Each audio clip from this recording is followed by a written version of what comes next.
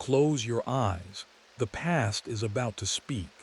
When you think of ancient Greek myths, your mind probably conjures images of mighty heroes, gleaming bronze armor, and epic voyages across wine-dark seas. You envision the clashing of swords, the roar of mythical beasts, and the dramatic pronouncements of gods from atop Mount Olympus. It's a grand, sweeping canvas, isn't it? A Hollywood blockbuster in your mind's eye, filled with larger-than-life figures whose every action shakes the very foundations of the world. You picture Odysseus, the cunning king battling cyclops and sirens, his journey a whirlwind of danger and impossible feats. You see his legendary bow, hear the twang of its string, the swift, silent flight of an arrow finding its mark. But let's gently pull back that shimmering curtain, shall we?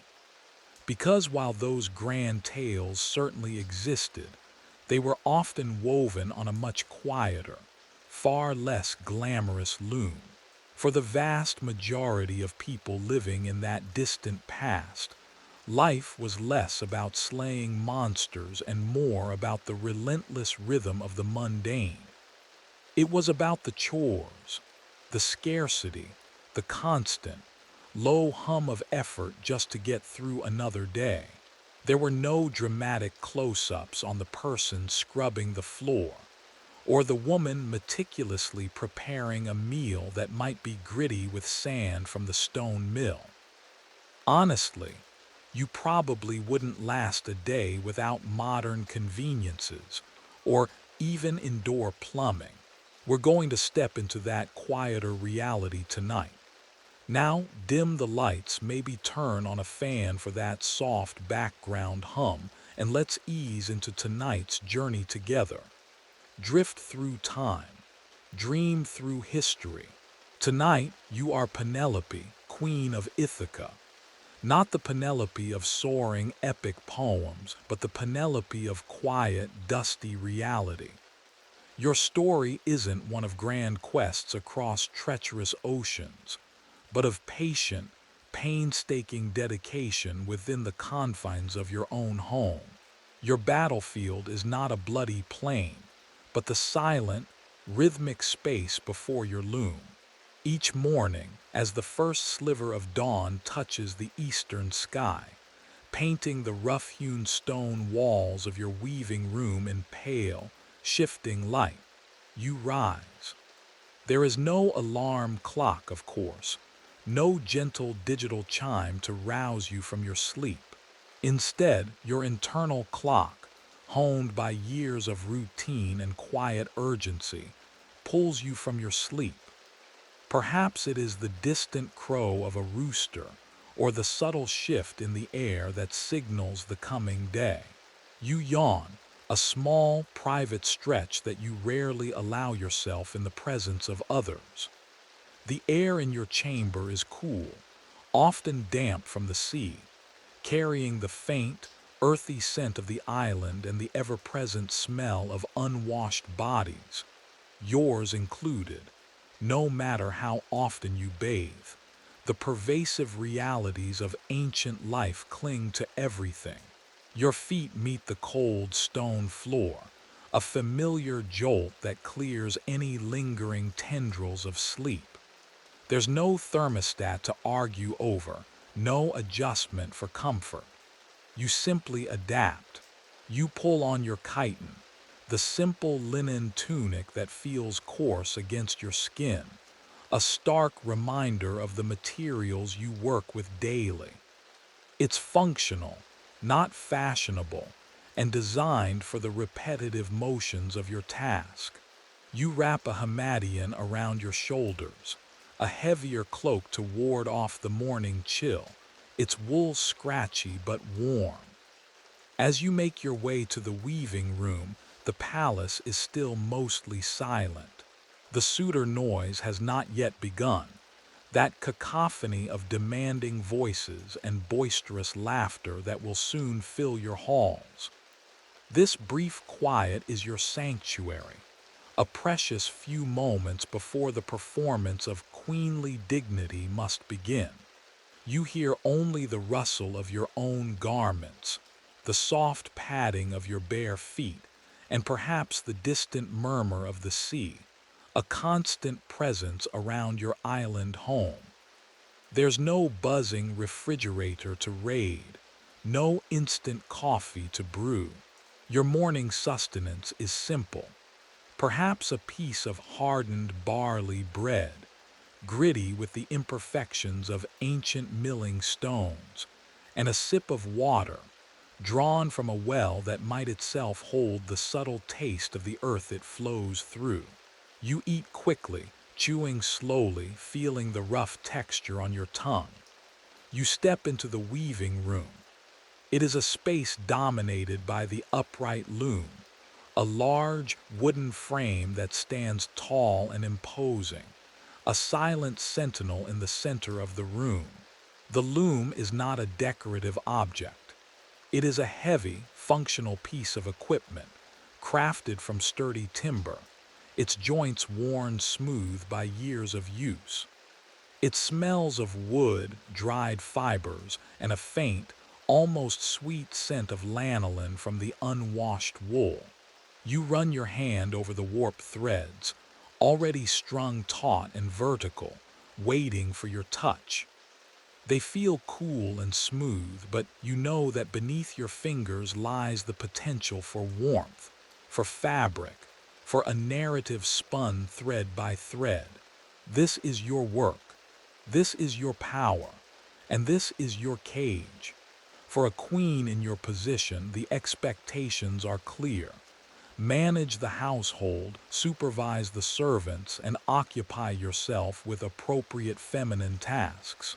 Weaving is the quintessential activity for a noble woman, a symbol of domestic virtue, diligence, and skill. You are expected to be good at it, to produce beautiful fabrics, to ensure the smooth running of your extensive household.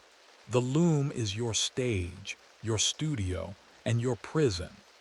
It ties you to the physical space, to the endless labor, but it also provides the perfect cover for your most daring act of deception. Historians still argue about the exact forms of ancient Greek looms, some speculating on horizontal ground looms versus the more commonly depicted vertical ones. But either way, the work was backbreaking and tedious. Your fingers, calloused from years of working with raw wool and flax, reach for the shuttle. It is a simple, boat-shaped piece of wood, smooth from repeated friction, and loaded with the weft thread, the horizontal yarn that will interlace with the vertical warp. The weft thread is usually wound onto a spindle or a small bobbin, ready to be passed through the warp. You take your seat on the small wooden stool before the loom, adjusting yourself until you are comfortable, yet ready for hours of repetitive motion. The light, now stronger, illuminates the fine dust motes dancing in the air, caught in the threads of your uncombed hair. Your gaze falls upon the developing pattern, a complex design that holds not only the intricate artistry of a queen, but also the silent defiance of a desperate woman. You begin. The first pass of the shuttle, a soft thwip as it glides through the warp threads. Then with a practiced motion you push the beater, a heavy wooden bar that compacts each new line of weft firmly into place, creating a tighter, more cohesive fabric. A low, rhythmic thud echoes through the quiet room. Thwip, thud, thwip, thud. It is the sound of your life, the heartbeat of your days. This rhythm is both maddeningly monotonous and deeply comforting. It is a predictable cycle in a world that has become frighteningly unpredictable. You find a strange solace in the repetition, a meditative quality that allows your mind to wander, even as your hands are meticulously engaged. This isn't a quick, satisfying task like harvesting grapes or kneading bread. This is a slow, methodical accumulation of tiny, precise actions. Each thread is placed with intent, each pass of the shuttle building, almost imperceptibly, upon the last. You might work for hours, and the fabric will only grow by a few inches. There are no instant gratifications here, no immediate feedback loops like the ones you find on your modern screens. There's just the steady, painstaking process. It's a bit like trying to save money by picking up pennies you find on the street. It adds up, but ever so slowly. The monotony can be a killer, but it's also your secret weapon. Who would suspect that such quiet, domestic labor could be the engine of a grand, strategic delay? Your hands move with a practiced ease, a dance of precise, small movements that have become second nature. You divide the warp threads using the heddles, opening a shed or space through which the shuttle, laden with its weft, passes. Then you close that shed and open another, reversing the pattern and pass the shuttle back again. Thwip, thud. Thwip, thud.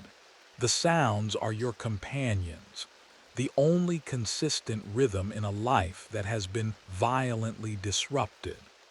The wooden frame of the loom creaks softly with each pull of the beater, a gentle protest against the constant pressure.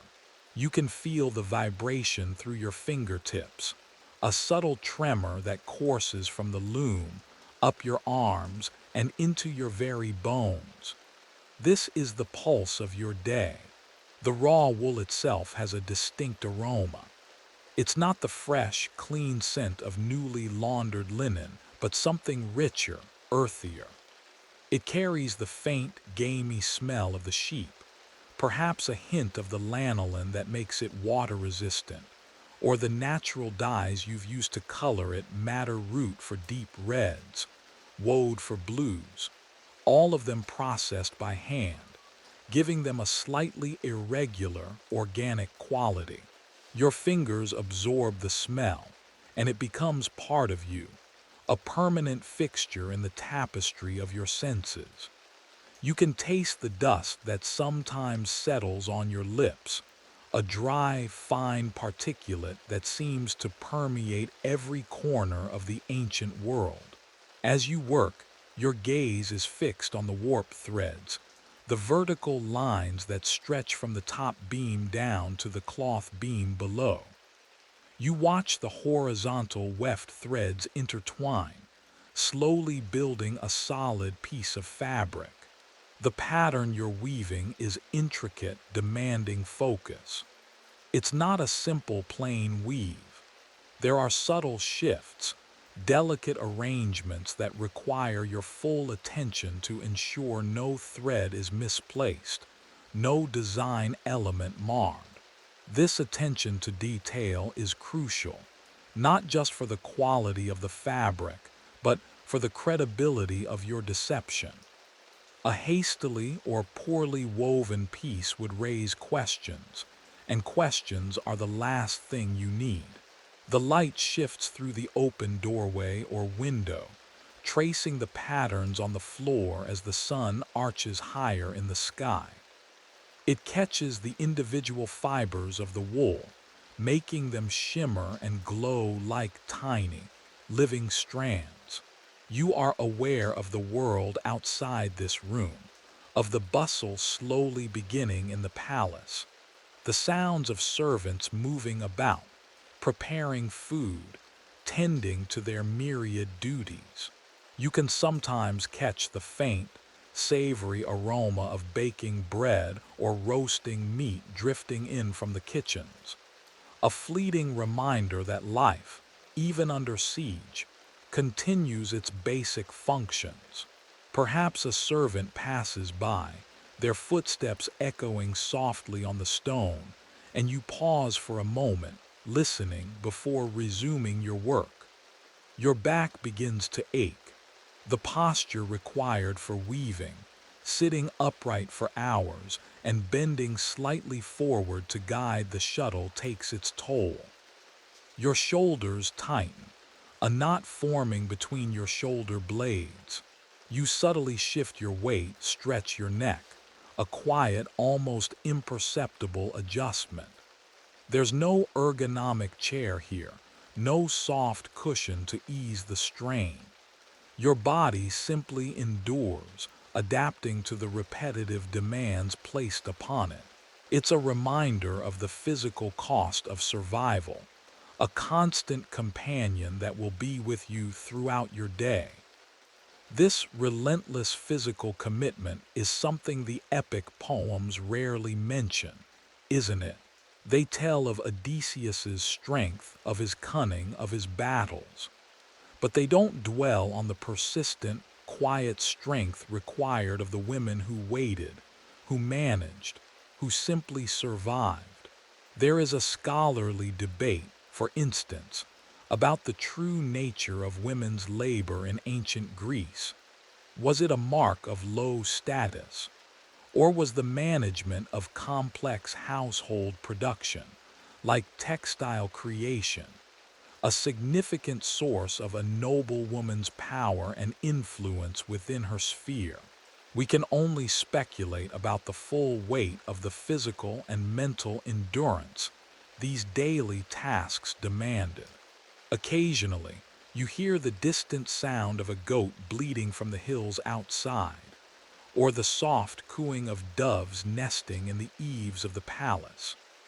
These sounds are a gentle counterpoint to the rhythmic thud and thwip of your loom, small reminders of the natural world continuing its cycle, undisturbed by the drama unfolding within your walls.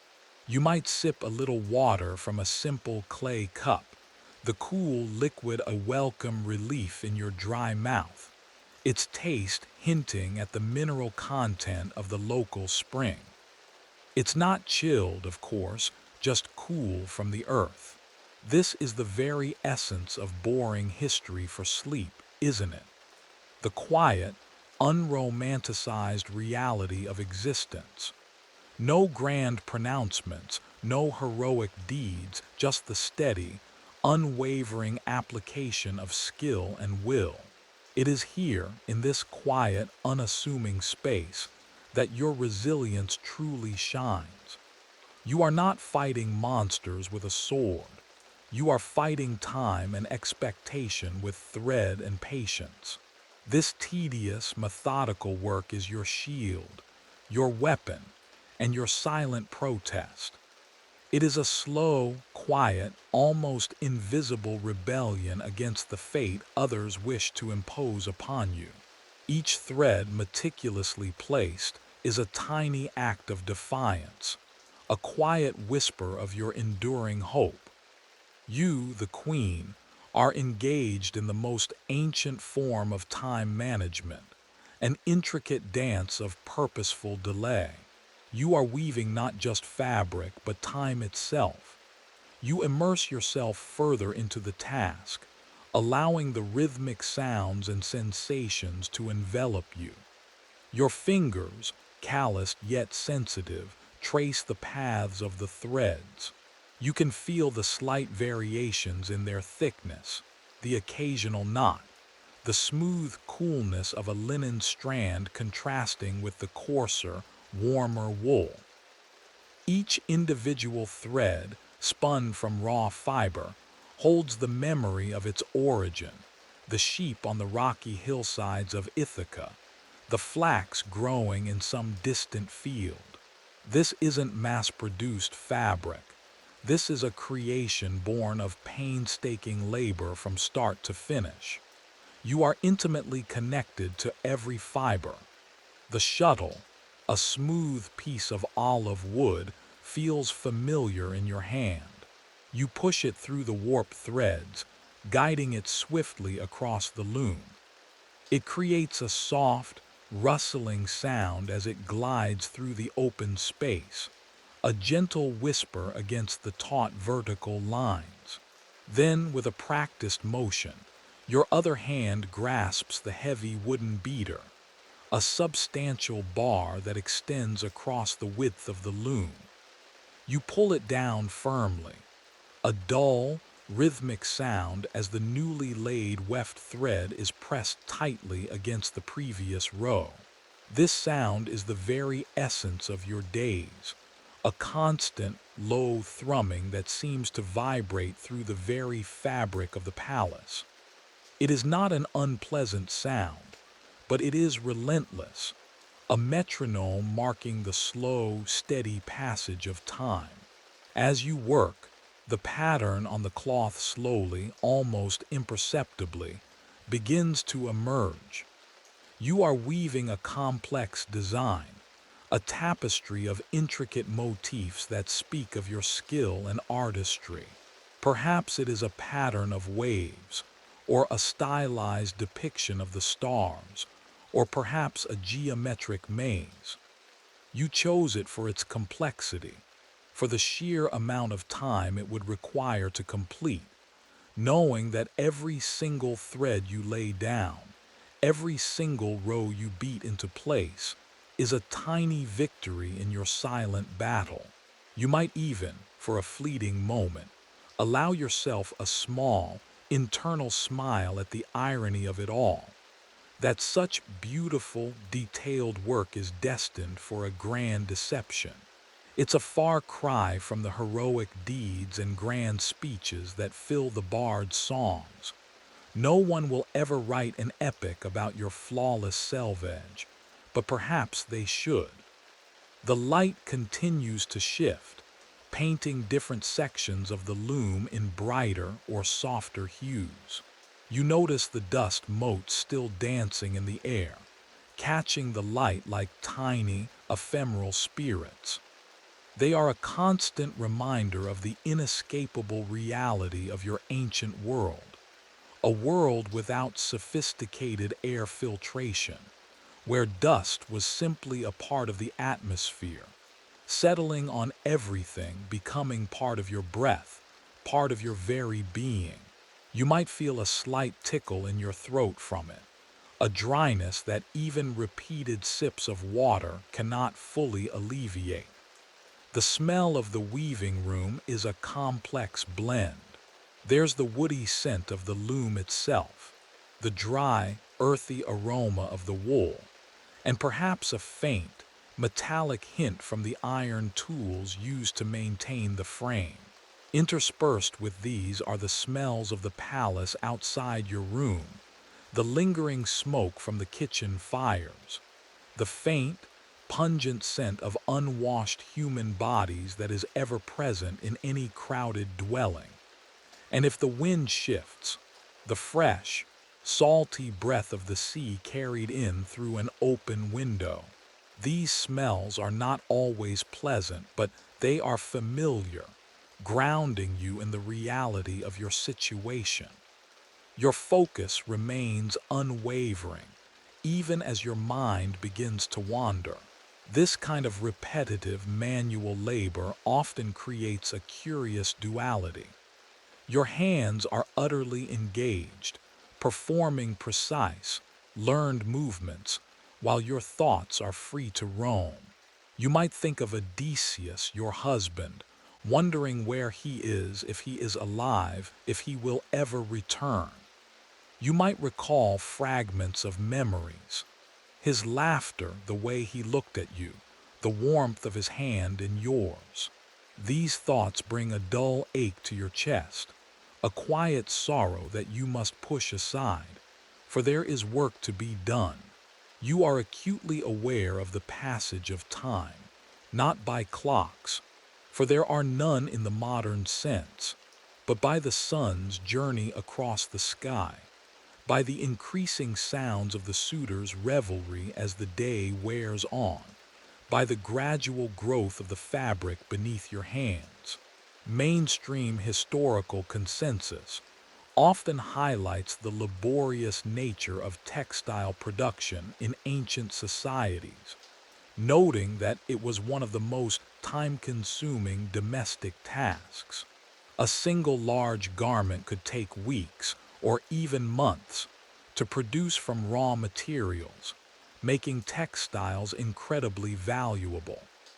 One quirky tidbit: some scholars suggest that the act of weaving was so central to ancient Greek women's lives that deities associated with fate, like the Moirai, were often depicted as spinners or weavers of destiny. You are, in a very real sense, weaving your own fate. Your fingers are beginning to feel stiff, your posture unyielding. Your back aches persistently, a low, nagging pain that settles in your shoulders and spine. There's no physical therapist, no pain relievers, and no heated pads to soothe the muscles. You simply bear it, learning to live with the constant discomfort. It's a bit like having an endless meeting where you can't quite get comfortable in your chair, except this meeting lasts for years.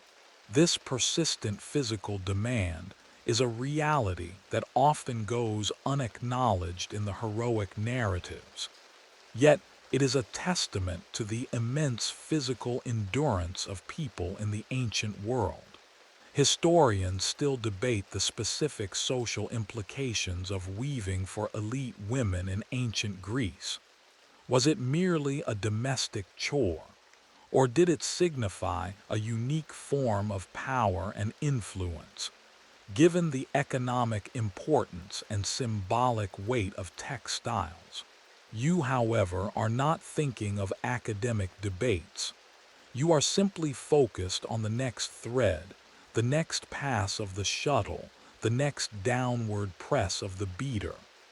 The sheer monotony of it could drive one to distraction, but for you, it is a shield. It provides a credible reason for your secluded activity, a necessary cover for your strategic delay. This quiet, steady work is an act of profound resilience. It is a testament to the human capacity to endure, to adapt, and to find purpose even in the most mundane and challenging circumstances. You are not just weaving a shroud, you are weaving hope, weaving time, and weaving your very survival, one deliberate, painstaking thread at a time. The loom, with its steady, soothing movements, becomes an extension of your will, its persistent hum a silent declaration of your enduring strength. It is a very boring way to save a kingdom, but it is perhaps the most effective. As the morning wears on and the sun climbs higher, casting longer, more defined shadows across the weaving room floor, the relative peace of your sanctuary begins to fray at the edges.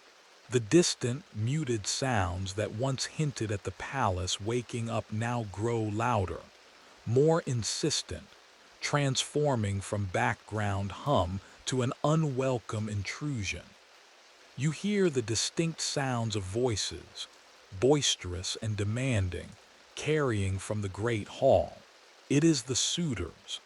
Their presence is a constant, grating reality, a pervasive irritant that permeates every corner of your life. They are uninvited guests, numbering more than 100, who have descended upon your home like a plague of locusts, devouring your resources, disrespecting your authority, and relentlessly pursuing your hand in marriage. They are, in essence, the house guests from your worst nightmares, only they never leave, they never contribute, and they seem to grow more entitled with each passing day. There's no polite way to ask them to leave, no Yelp review to warn others about their appalling behavior. Your home, once a bastion of peace and order, has become a noisy, chaotic den. You hear the sounds of their breakfast, the clatter of ceramic dishes, the muffled thud of a serving platter being set down too forcefully, the guttural sounds of men eating without decorum. Then comes the laughter, loud and unrestrained, often punctuated by shouts and arguments over who gets the best cut of meat or the largest share of wine. These are not the refined sounds of noblemen at court. These are the sounds of hungry, entitled men who believe they own the place. You can almost smell the roasting meat, heavy and greasy, and the sweet, cloying aroma of spilled wine, mingling with the ever-present scent of unwashed bodies. They are like a perpetual, unwanted party, and you are the unwilling host. Their very presence casts a long, oppressive shadow over your seemingly peaceful domestic work. You are weaving a shroud, a symbol of your duty to your husband's father, Laertes, a task meant to secure your honor and, more importantly, to buy you time. But this sacred work is constantly overshadowed by the profane reality of your unwelcome guests. Each pass of the shuttle, each methodical beat of the loom, is a quiet act of resistance against their clamor. You focus on the threads, on the intricate pattern, willing yourself to block out the sounds, but they are like buzzing flies around your head, impossible to completely ignore. They are loud, wasteful, and profoundly disrespectful. Every day they slaughter your livestock, cattle, sheep, goats, and consume your stores of grain, wine, and olive oil. Imagine having 100 or more hungry, able-bodied men living in your home for years, eating you out of house and home, literally. This wasn't just an inconvenience. It was an economic disaster. Mainstream historical fact tells us that the wealth of an ancient household was intrinsically tied to its land and its produce. Such sustained consumption would have bankrupted even a prosperous kingdom like Ithaca. One quirky tidbit: the ancient Greek concept of xenia, or guest friendship, was a sacred bond, dictating reciprocal hospitality. The suitors' actions were a grotesque perversion of this sacred custom, illustrating their profound moral failing and proving them to be the antithesis of proper hosts or guests. The sheer volume of their noise is a particular torment. You might hear the strumming of a lyre, not for elegant music, but for raucous drinking songs, or the sudden crash of a cup being thrown against a wall in a fit of pique, the thud of dice being rolled, followed by triumphant shouts or frustrated grunts. You feel the subtle vibrations of their heavy footsteps on the stone floors, carrying up through the very foundation of the palace to your weaving room.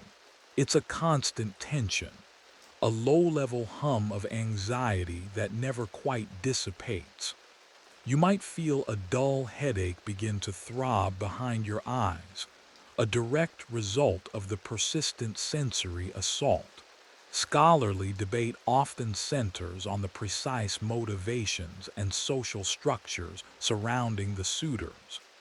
Were they all genuinely hoping to marry Penelope and gain control of Ithaca? Or were some simply opportunists taking advantage of a weak regency? Regardless of their individual aims, their collective impact is devastating.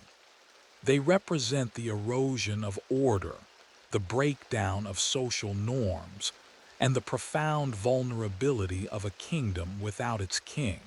You can only speculate about the true extent of their depravity, but their daily actions speak volumes. Despite the constant irritation, you maintain your composure. You are a queen after all, and your dignity, even in this absurd situation, must remain intact. You cannot show weakness, cannot betray the quiet desperation that gnaws at your heart. So, you continue to weave. Each thread you lay down, each tap of the beater, is a quiet act of defiance. It is a declaration that you will not be rushed, will not be broken, will not surrender to their demands. You are weaving a silent protest, a slow motion filibuster against their attempts to seize your throne and your person. The irony is not lost on you. While they indulge in their gluttony and boisterous revelry, you, the one they seek to control, are engaged in the most profound act of power, the patient, methodical manipulation of time itself. They believe they are dictating the terms, but you, with your shuttle and your loom, are silently, cleverly outmaneuvering them. Your perceived weakness, your domesticity, becomes your greatest strength. The coarse wool of the shroud feels like a weapon in your hands, the steady rhythm of the loom a war drum. The very air in the palace is thick with the scent of their excesses.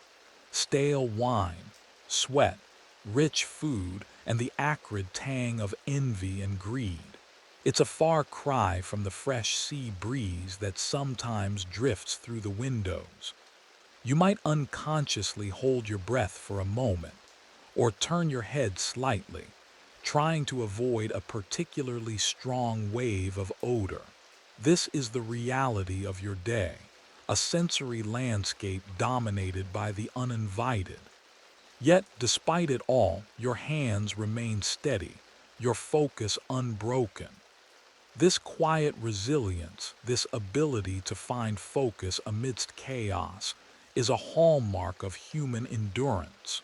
It is the strength found in the mundane, the silent heroism of a queen waiting, weaving and subtly, powerfully resisting. The days had settled into their grinding, monotonous rhythm, each one a painstaking replication of the last. You continued to weave, the loom a constant hum, its rhythmic thudding a defiant heartbeat against the encroaching chaos of your palace. But the suitors, ever more impatient, ever more brazen, had begun to press harder.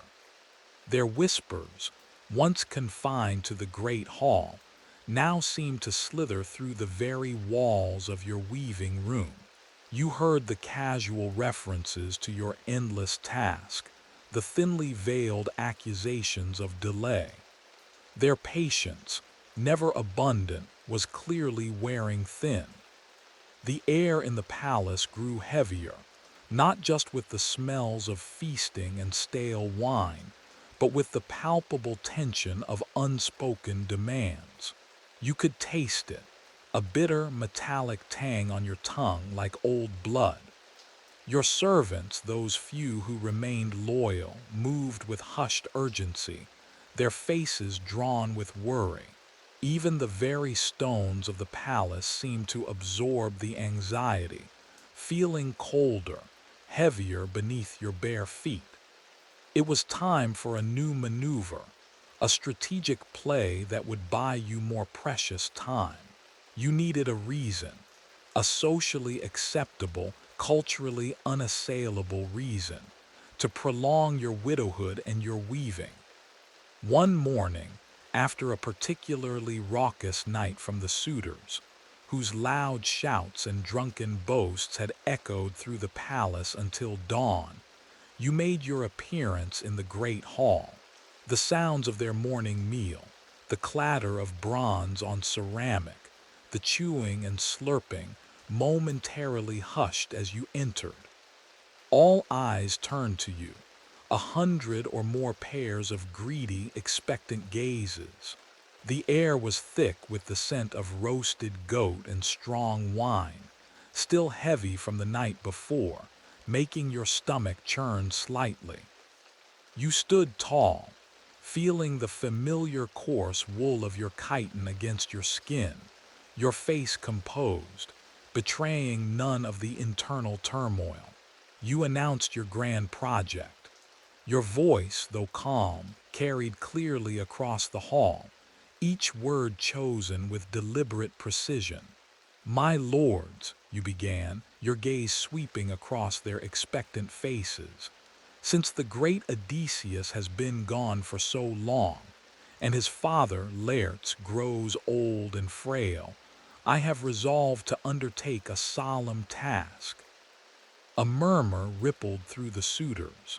They listened, a rare silence settling over them, for even they, in their arrogance, understood the gravity of certain traditions. "I shall weave a magnificent burial shroud for him, to be ready for the day he passes to the underworld." You paused, allowing the weight of your words to settle. The idea of preparing a shroud for an elder, especially a revered figure like Laertes, was not something anyone in their society could easily object to. It was a sacred duty, a mark of respect and piety. To oppose it would be to appear unfilial, disrespectful, and frankly, quite shocking. Even these greedy men, who would devour your kingdom piece by piece, had to maintain a veneer of public propriety. It was a clever move, a checkmate in the game of appearances. You continued, "It would be a disgrace to leave him without a proper burial cloth, given his noble standing. Therefore, I must complete this shroud before I can even consider the matter of remarriage." You laid out the condition with a calm certainty that belied the desperation underneath. This was your leverage, your grand deception. You offered them a timeline, seemingly finite, but one you knew you could manipulate. It was a brilliantly boring delay tactic, disguised as a virtuous act. They couldn't argue with devotion to a father-in-law, even if they secretly rolled their eyes at your piety. A few of the suitors grumbled softly, their discontent a low, almost imperceptible rumble beneath the surface of their feigned agreement. You saw the subtle shifts in their expressions, a tightening of a jaw here, a quick, suspicious glance between two rivals there. But no one dared to openly challenge you. To do so would be to invite the wrath of public opinion, to be seen as impious and cruel. They wanted a queen, yes, but they also wanted to be seen as honorable men, at least in the eyes of their peers. The thought of 1,000 tiny cuts from public gossip probably weighed heavier than any actual morality. You described the shroud in detail, emphasizing its complexity. "It will be a vast and intricate piece," you declared, "woven with the finest threads, depicting scenes worthy of his long life." You made sure to stress the sheer magnitude of the task, the hours upon hours it would demand.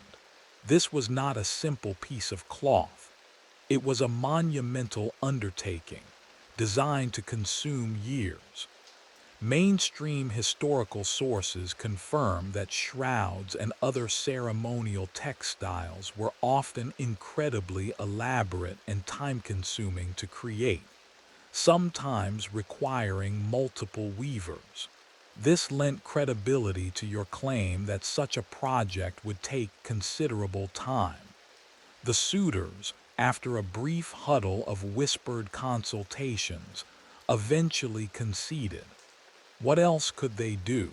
They could hardly demand you marry one of them while your father-in-law was still alive, and by their own admission, in need of a proper funeral garment. It would be a shocking breach of ancient Greek decorum, a transgression against the very fabric of their society. A quirky tidbit: while ancient Greek society was patriarchal, a woman's reputation, especially a noblewoman's, was paramount. Public displays of piety, diligence, and mourning, even if feigned, were critical for maintaining respect and avoiding scandal. Your cleverness lay in exploiting their need for public approval. So the stage was set. Your loom became the focal point of your deception, the very symbol of your resistance. You returned to your weaving room. The sounds of the suitors resumed revelry, now imbued with a different quality, a grudging acceptance. For now, the air in the room felt slightly lighter, tinged with a faint, almost imperceptible scent of victory. You sat back down on your stool, your fingers reaching for the shuttle, feeling its familiar smoothness against your skin. The loom, once merely a tool, now felt like a co-conspirator, its sturdy frame a silent accomplice in your elaborate ruse. Scholarly discussions often debate the agency of women in ancient Greek myths. Was Penelope merely a passive victim waiting for rescue, or an active agent in her own survival? Your actions in this very moment firmly place you in the latter category. You are not waiting idly. You are actively shaping your destiny, weaving not just fabric but time itself. This kind of nuanced strategic thinking, often overlooked in the grand narratives of male heroism, is a testament to the profound ingenuity and adaptability of people navigating seemingly impossible circumstances. You are employing a kind of soft power, a subtle but incredibly effective form of resistance that relies on social norms rather than physical force. It's a classic move. Make them think they're in charge, while you pull all the strings, or rather, the threads. Your task now had a public, unquestionable purpose. The weaving would continue day after day for all to see. But the true purpose of your weaving, the secret held only by you and the silent loom, was far more profound than simply preparing a shroud. It was about waiting. It was about hope. It was about survival. And it was about manipulating time, one painstaking, deliberate thread at a time. This boring, repetitive work was the engine of your freedom, a quiet, almost invisible rebellion against the fate others sought to impose upon you. With the Shroud Project publicly declared and seemingly accepted by the suitors, a strange sense of calm settled over your days, a deceptive quiet that masked the intensity of your secret task. Each morning you rose before dawn, the cool stone floor a familiar shock to your feet, the pervasive scent of damp earth and wood smoke clinging to the palace air. You moved to your weaving room, the loom a familiar silhouette against the pale light filtering through the small, unglazed window. This quiet sanctuary, though still within earshot of the suitors' distant clamor, became your world. Your routine became a meticulous ballet of repetitive movements.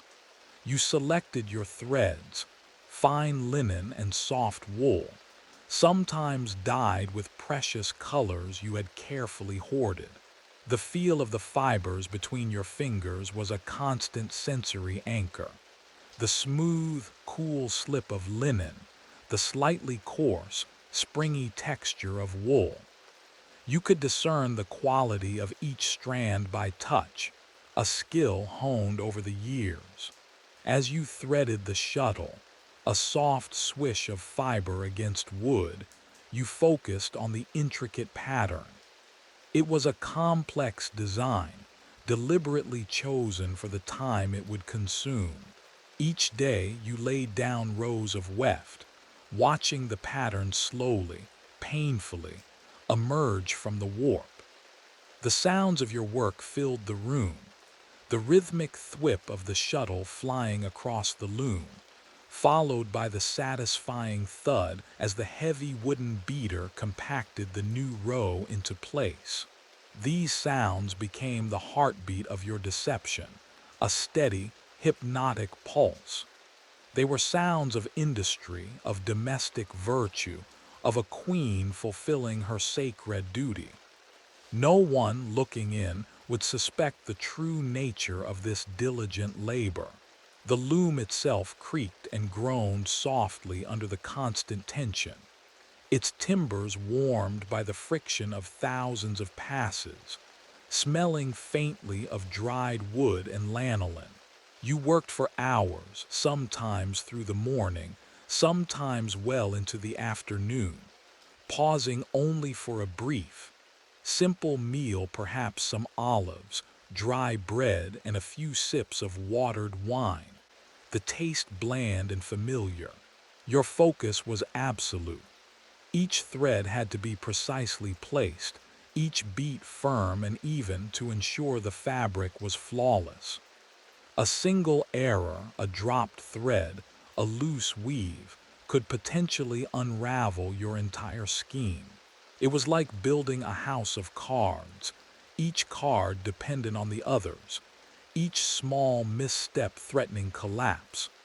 The light in the room shifted with the sun's progress. In the morning, it was a pale, gentle light, illuminating the dust motes dancing in the air like tiny, shimmering fairies. By midday, it grew stronger, harsher, casting sharp shadows and highlighting the texture of the stone walls. In the late afternoon, it softened again, taking on a warm, golden hue. You felt the subtle changes in temperature as well, the cool morning air giving way to the warmer midday, before slowly cooling again as evening approached. There's no climate control here, no easy escape from the environment. You simply adapt. All the while, the sounds of the suitors drifted in from the great hall. Their laughter, their arguments, the clatter of their games, the loud, insistent cries for more food, more wine. You sometimes heard the harsh scraping of furniture being dragged across the floor, or the sudden, jarring sound of something being dropped and shattering. These were constant, unwelcome reminders of the uninvited guests who consumed your wealth and mocked your authority. The air, even in your weaving room, was permeated with the faint, unpleasant scent of their excess stale wine, sweat, and the heavy aroma of overcooked meat.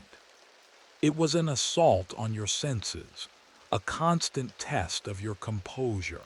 Yet despite the distractions, despite the constant pressure, you maintained your meticulous progress. The fabric of the shroud grew slowly, inch by painstaking inch, a testament to your quiet determination. This was the outward show, the visible proof of your devotion, the very thing that bought you time. You knew their eyes were often upon you. Servants, some loyal, some perhaps paid spies for the suitors, might pass by your open doorway, glancing in. The suitors themselves, on occasion, might stroll past, their faces a mixture of impatience and feigned politeness, offering a brief, casual word of encouragement or a thinly veiled query about your progress. You would nod, offer a polite, non-committal reply, and resume your work, your hands steady, your expression serene. One mainstream historical fact about ancient Greek daily life is the omnipresent need for manual labor. Almost everything from grinding grain to building structures to weaving textiles required immense physical effort and time. There were no shortcuts, no machines to speed things up. A quirky tidbit: the Greeks measured time in various ways, often by the position of the sun, water clocks, clepsydras, or even simply by the natural rhythms of life, like the crowing of roosters or the milking of goats. You are acutely aware of time, not as abstract minutes and hours, but as the tangible growth of your woven fabric, as the slow, inexorable march of the sun across the sky. Scholarly sources often point out the significant economic power held by women through their control of textile production within ancient households. While seemingly domestic, it was a vital contribution to a family's wealth and status.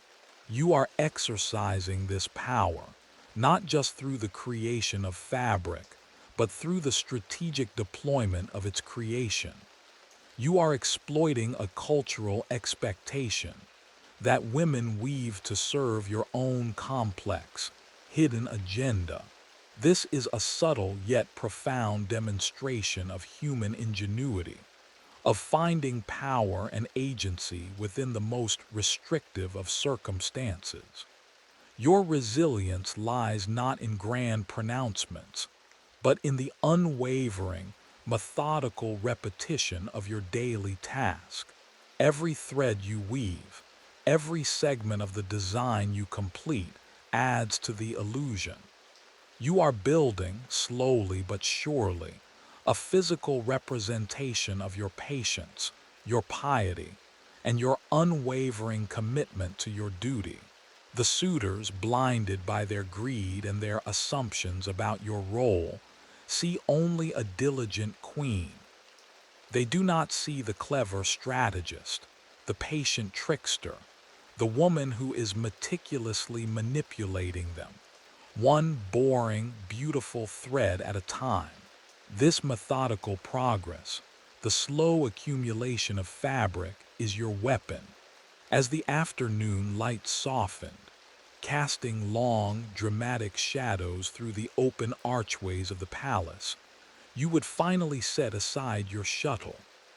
The sounds from the great hall, once boisterous, had grown into a deeper, more insistent hum of drunken revelry, the aroma of roasted meat and stale wine now overpowering. Your body ached, a deep, persistent throb in your shoulders and lower back, a testament to the hours spent hunched over the loom. Your fingers were stiff, slightly swollen from the repetitive movements, and the scent of wool seemed ingrained in your skin. You would rise from your stool, stretching slowly, feeling the satisfying crackle of your joints.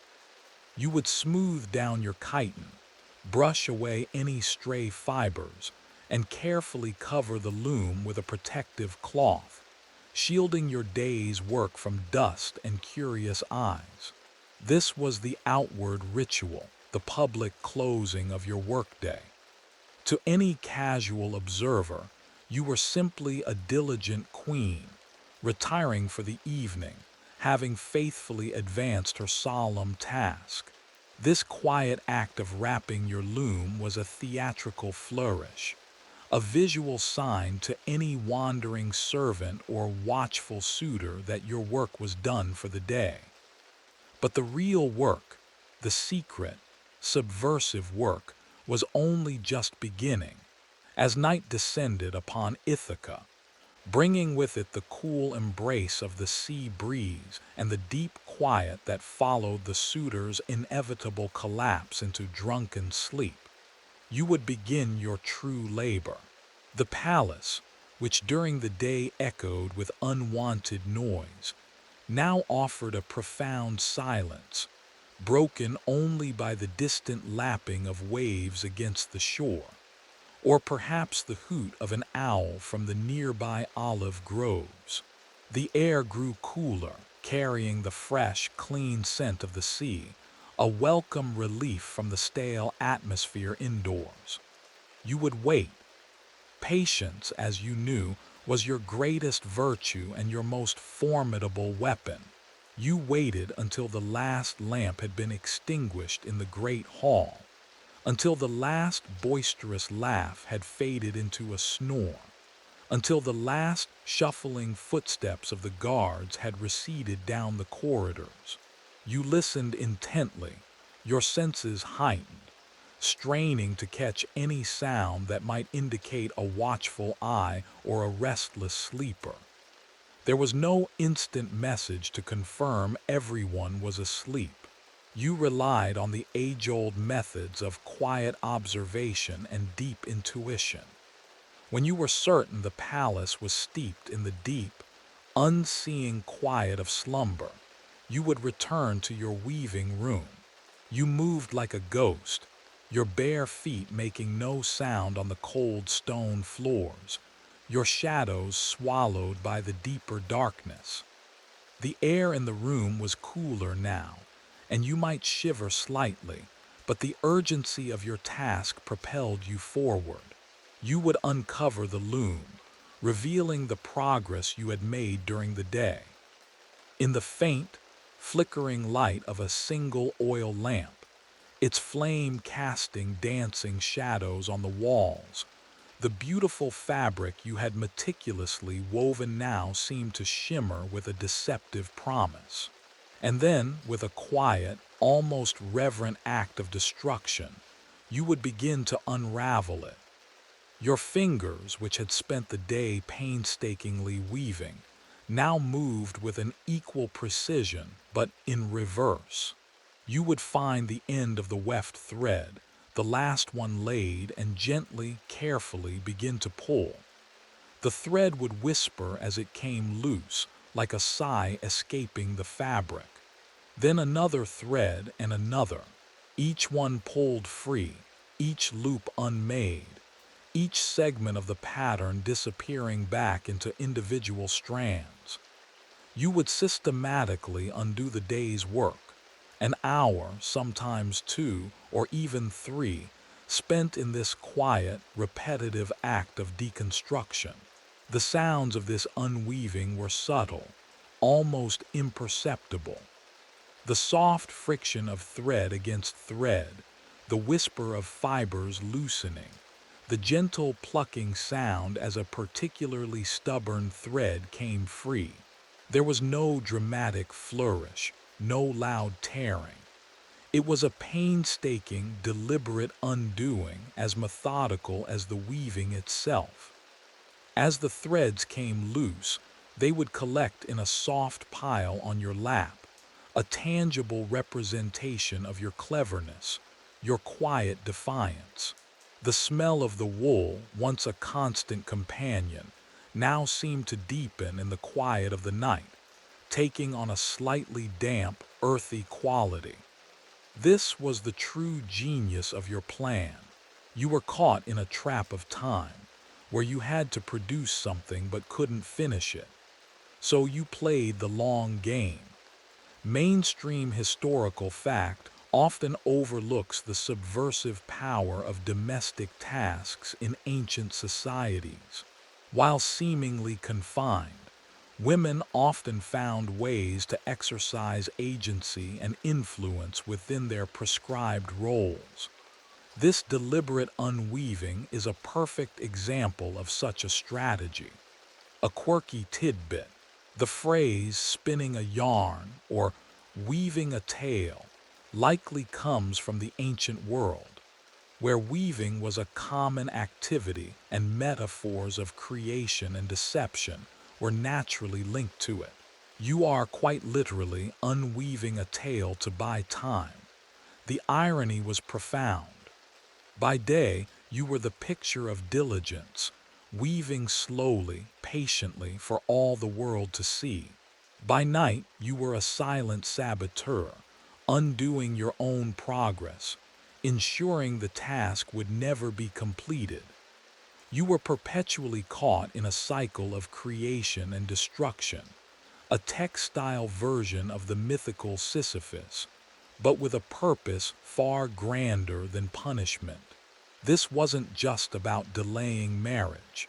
It was about protecting your son, protecting your household, and preserving the very memory of your husband. It's a very clever way to stretch a deadline without anyone being able to blame you. The loom, which by day was your public stage, became your private confidant at night. It absorbed your silent struggles, your quiet determination, and the endless repetition of your task.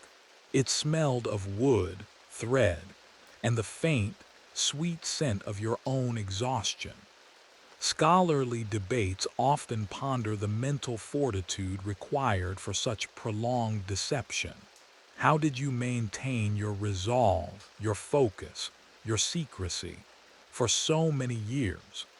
We can only speculate about the true psychological toll of such a double life. So before this great story continues, please take a moment to like the video and subscribe, but only if you're enjoying our journey together. Your support means the world. Your act of unweaving was a testament to your human resilience, your unwavering hope.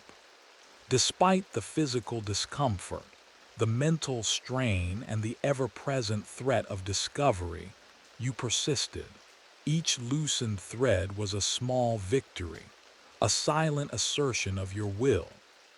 This patient, nocturnal ritual carried out in secret was the true engine of your survival, a testament to the powerful strength found in the mundane, the quiet heroism of a queen determined to control her own fate, one painstaking, unraveled thread at a time. The quiet, rhythmic sounds of your unraveling echoed softly in the silent palace, a secret symphony of defiance.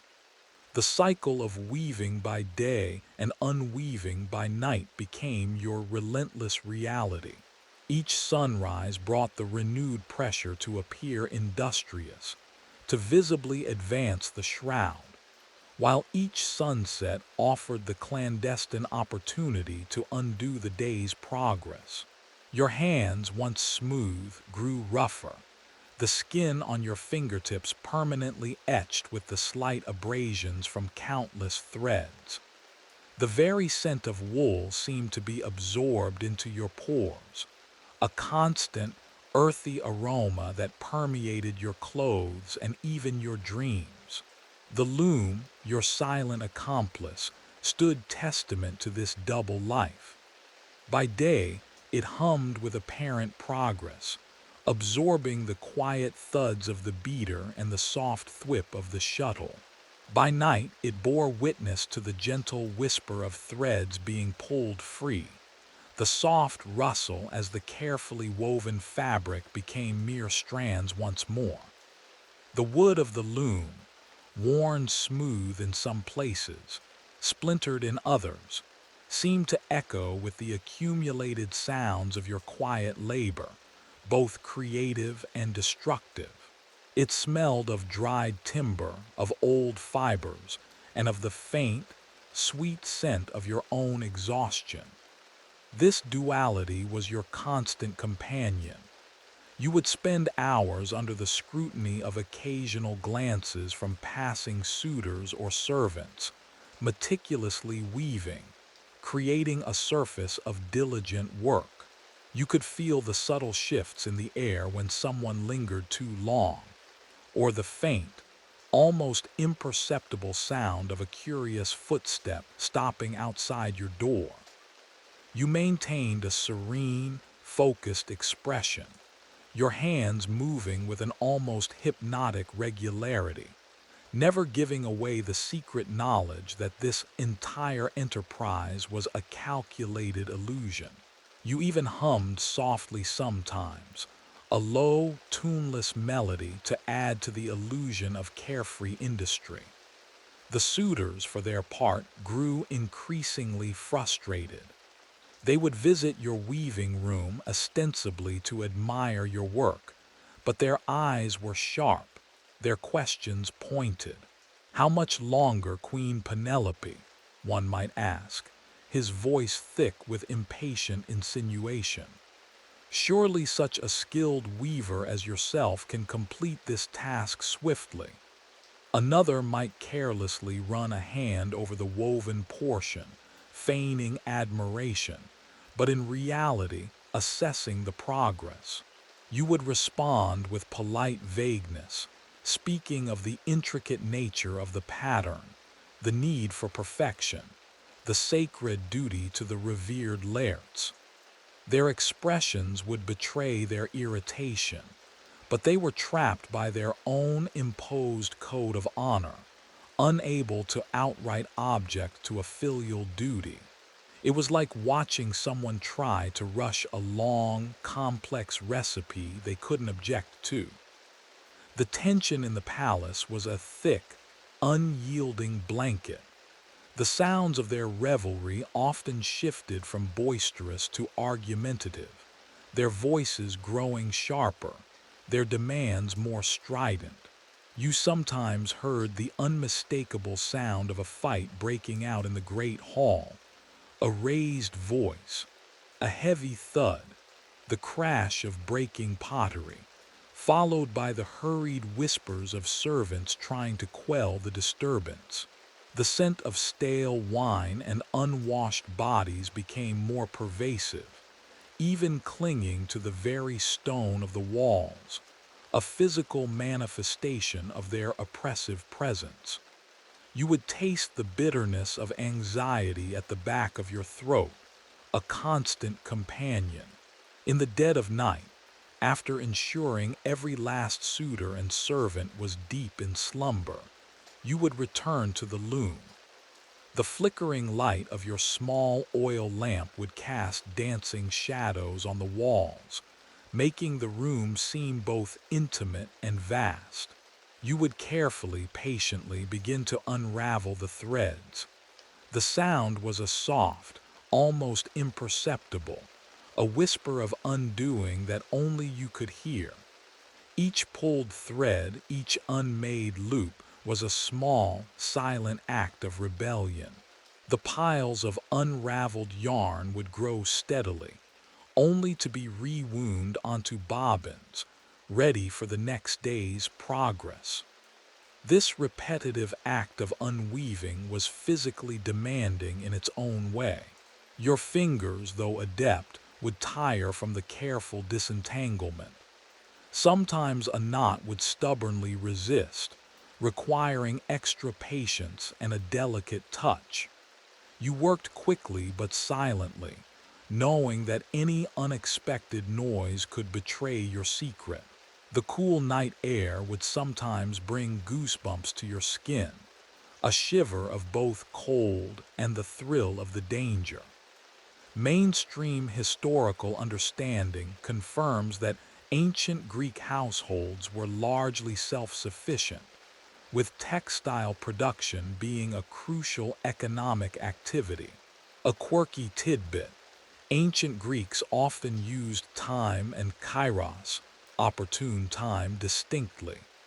You are not just marking time, you are manipulating kairos, waiting for the opportune moment for Odysseus's return. This strategic use of time, or rather, the illusion of time, is a sophisticated form of resistance. Scholars still debate the specific methods of deception available to women in ancient patriarchal societies. Was Penelope's shroud trick a common trope in oral traditions, or was it a unique stroke of genius attributed to her?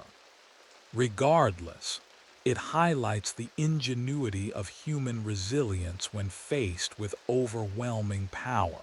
You, the queen, are a master of soft power, manipulating social norms and expectations to your advantage. It's a very clever way to keep the wolves from the door without having to actually fight them. The loom was not just wood and thread. It was a repository of your hopes, fears, and silent prayers. It felt cool and solid beneath your touch, a constant, unwavering presence in a world that had turned upside down. It absorbed the quiet sighs of your exhaustion, the almost imperceptible shivers of your anxiety, and the resolute strength of your spirit. This quiet, boring history, often overlooked in the grand sagas, is perhaps the most profound. It tells of the human capacity to endure, to adapt, to find courage in the mundane, and to exert control when seemingly powerless. You are weaving a tapestry of time, one thread at a time, protecting your family and your future with quiet, unwavering determination.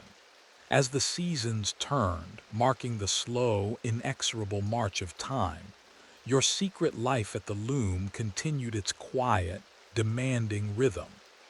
The palace itself, once a home filled with the familiar sounds of your family, now felt alien, permeated by the grating presence of the suitors. The smells, too, had changed. The fresh scent of baking bread and fragrant herbs from your kitchen was often overwhelmed by the heavy, cloying odor of stale wine, the greasy aroma of constantly roasting meat, and the pervasive, slightly acrid tang of unwashed bodies. You sometimes felt as though the very air you breathed was thick with their unwanted presence, a constant assault on your senses. You learned to navigate the subtle currents of observation and gossip among your household servants. Some were undeniably loyal, their faces reflecting the same weary patience and quiet hope that you felt. You could tell by the sympathetic glance, the extra care taken with your meal, the quiet, almost imperceptible nod of understanding when you spoke of your endless task. These were the ones you trusted, the few who, through their own small acts of kindness and quiet resistance, bolstered your resolve. Their footsteps were lighter, their voices softer, almost reverent when they approached your weaving room. You might hear the gentle clink of a clay cup being placed on a nearby table, or the soft rustle of their tunics as they moved with respectful silence. But you also knew there were others, perhaps the majority, whose loyalties were less certain. Some were driven by fear, unwilling to risk the suitor's wrath. Others, sadly, were swayed by the promise of scraps from the suitor's lavish feasts, or the chance for power in the new regime they believed was inevitable. You could spot them by their furtive glances, the way their eyes lingered on your loom with an almost unsettling curiosity, or the overly solicitous tones they adopted when addressing the suitors. You might catch a snippet of whispered conversation, a hushed giggle, or a sudden, guilty silence when you entered a room. These were the ones who smelled of opportunism, whose presence felt like a subtle chill in the air, a constant reminder of the precariousness of your deception. The fear of discovery was a cold knot in your stomach that never truly loosened. Each sound outside your weaving room, each approaching footstep, sent a small jolt of adrenaline through you. You learned to distinguish the heavy, confident tread of a suitor from the lighter, more hurried steps of a servant. You could almost taste the fear, a dry, bitter sensation at the back of your throat whenever a shadow fell across your doorway unexpectedly. There were no security cameras, no electronic locks to protect your secret, only your sharp wits and the unwavering dedication to your routine. Occasionally, you would hear the loud, unseemly sounds of a servant being chastised or even physically abused by a suitor. A sudden shout, a loud slap, a whimper of pain. These moments were particularly harrowing, a stark reminder of the suitor's lawless behavior and the danger you were all in. The air would thicken with unspoken outrage, a collective tension that was almost suffocating. You would clutch your shuttle tighter, your knuckles white, focusing on the thread, willing yourself to maintain composure, to remain a picture of serene diligence. This constant threat of violence, both physical and psychological, was a relentless companion. You had to be meticulous in your management of the household, ensuring that the necessary supplies for your weaving the raw wool, the flax, the dyes were always available, but not in such abundance as to raise suspicion. You couldn't just order more from Amazon. Everything had to be sourced locally, by hand, through established networks. This required careful planning and subtle communication with your most trusted servants. You would speak of the need for the finest materials for such a sacred shroud, emphasizing the importance of quality, thereby justifying the constant acquisition of supplies.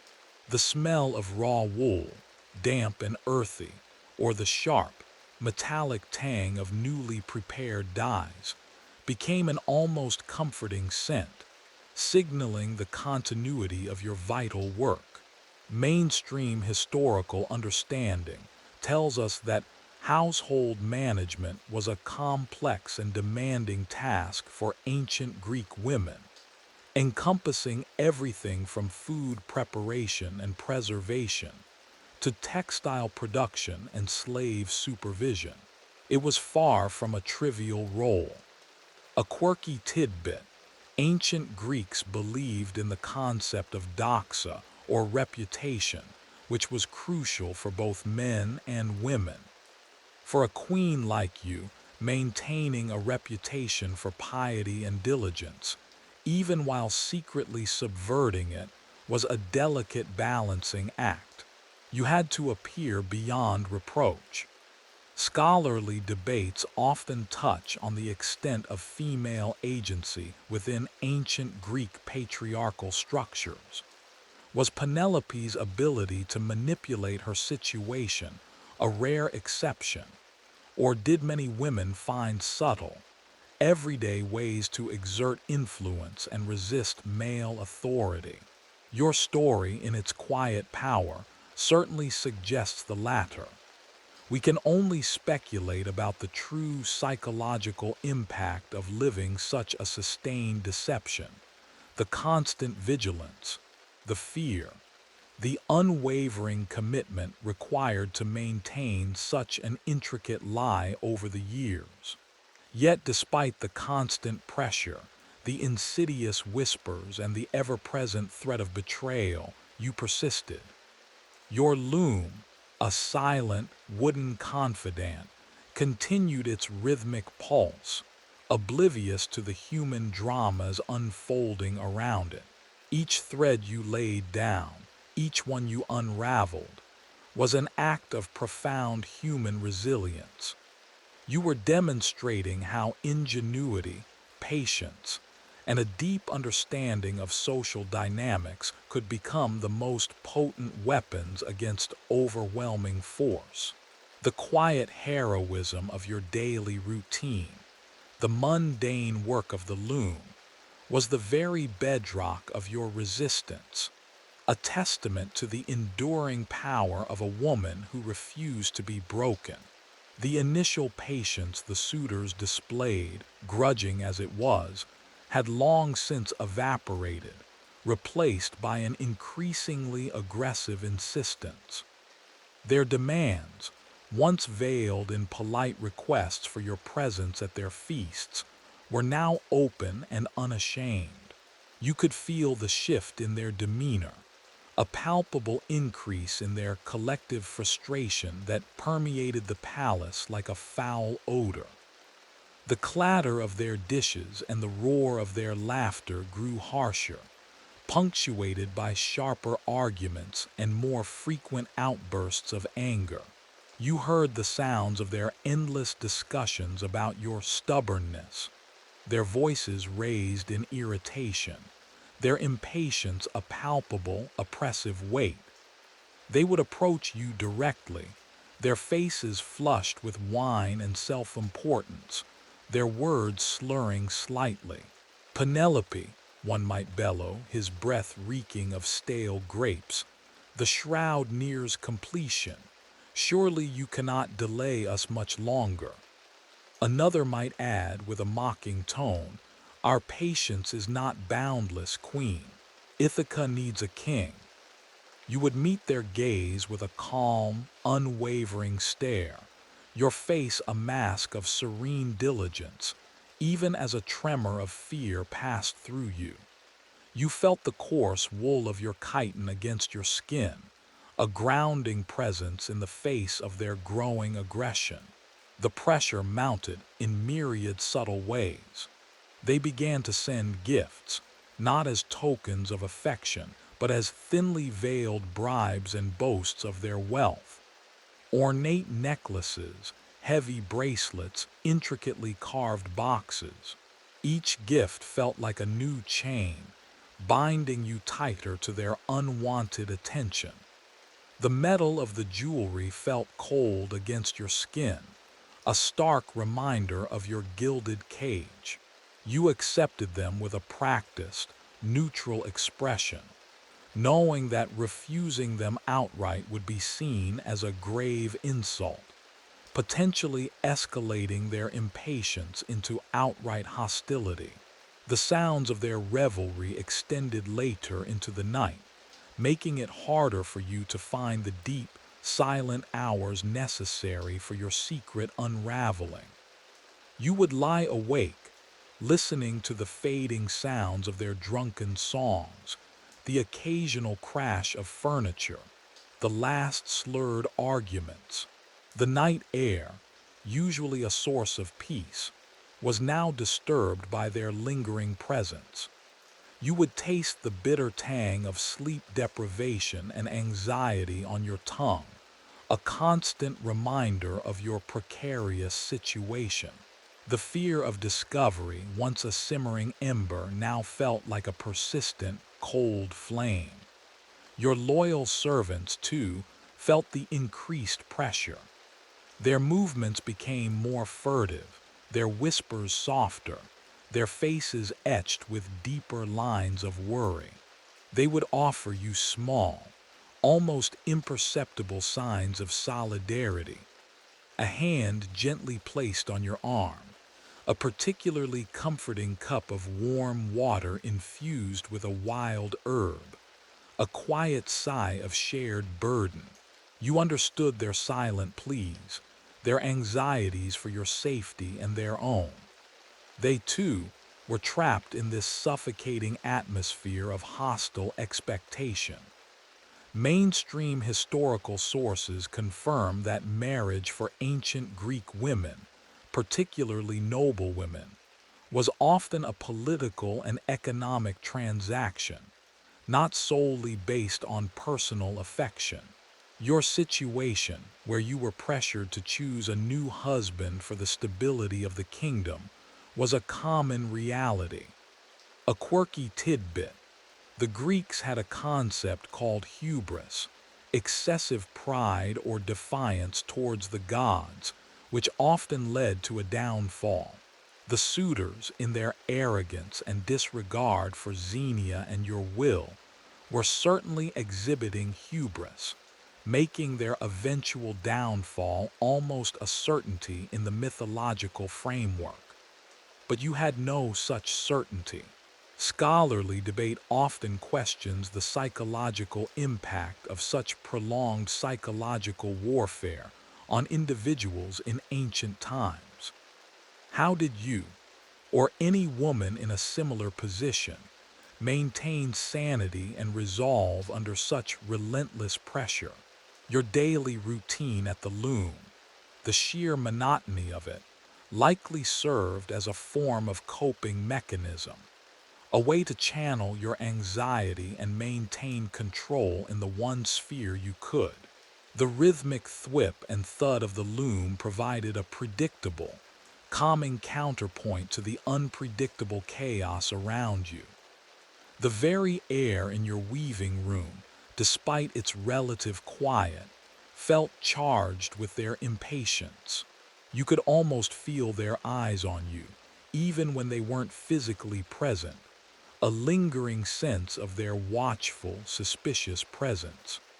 The complex pattern of the shroud seemed to mock them, its slow progress a silent, agonizing taunt. You would deliberately slow your pace if you felt an extra pair of eyes upon you, drawing out each movement, emphasizing the intricate nature of the work. This growing suitor pressure was the constant backdrop to your quiet heroism. It was a pressure cooker, designed to break your will to force your hand. But you, with your needle and thread, with your unwavering patience, were proving to be stronger than any of them could have imagined. You understood that time was your greatest ally, and their impatience your greatest weakness. Each thread you wove, each thread you unraveled, was an act of profound human resilience, a testament to the power of a quiet, methodical rebellion against overwhelming odds. It's a boring way to fight, perhaps, but it's proving remarkably effective. You are not just making a shroud, you are making them wait, and waiting is the hardest thing of all for men used to having everything.